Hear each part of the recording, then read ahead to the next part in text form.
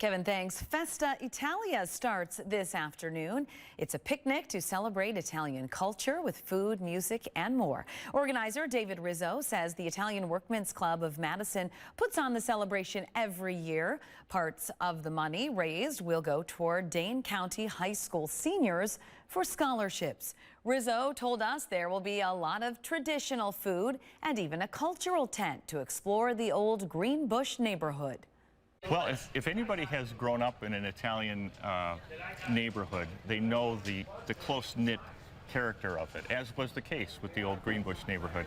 Everybody knew each other's name, so we try to, at least for 3 days, recapture that kind of connectivity of an old neighborhood.